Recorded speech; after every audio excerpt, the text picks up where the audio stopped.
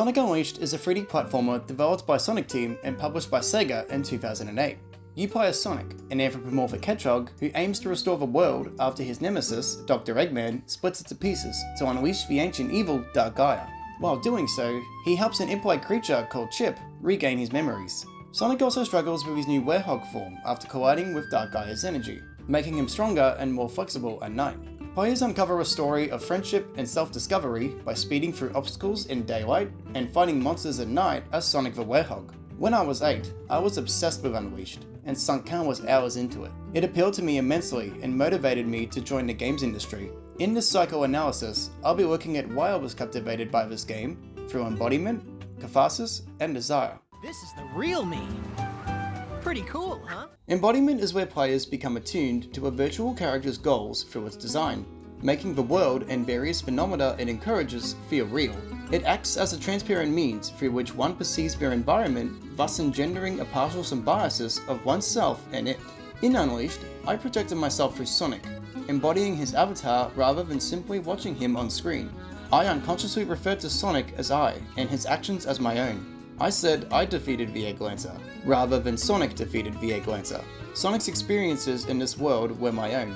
As a kid, I strongly identified with Sonic's values of living life his way above anything else. I wanted the same, and not to live the life my father reinforced onto me, instead of a failure he saw me as. Becoming Sonic let me perceive the world from his ludic subject position, with his avatar disappearing from my consciousness, and allowing me to express myself through his moves and speed, something I couldn't do in the real world. Bray states that embodied artifacts change our relation to the world. Consequently, embodying myself through Sonic allowed me to embrace my self-expression in the real world as I stepped into his digitized shoes and never stopped running, impacting me quite emotionally. Aristotle's notion of catharsis was considered purgation and rebirth into a purified state, purifying one's body of intense emotions through theatre. Sigmund Freud later took this and focused on socially unacceptable drives we needed to release, like violence and lust.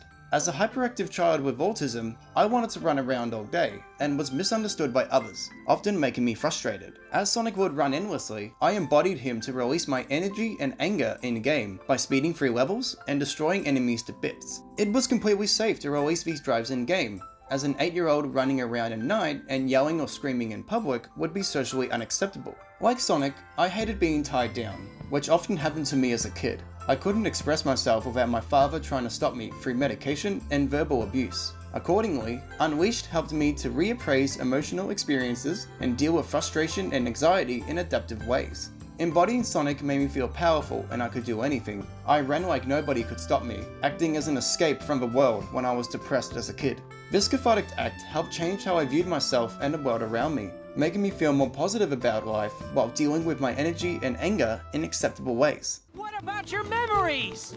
Lacan believed the more we desired something, the less satisfaction we'd get when receiving that desired outcome, that we're under the illusion that we could become whole by attaining our desire. Instead, desire is sustained, but satisfaction is denied, constantly creating new desires. Unleashed constantly creates new desires through new stages, boss battles, side missions, stage ranks, and collectibles like the Sun and Moon medals. These new desires absorbed me into the game, giving me positive feelings like excitement and a sense of fun. Because of this, I kept playing the game to continue feeling these emotions I usually couldn't express.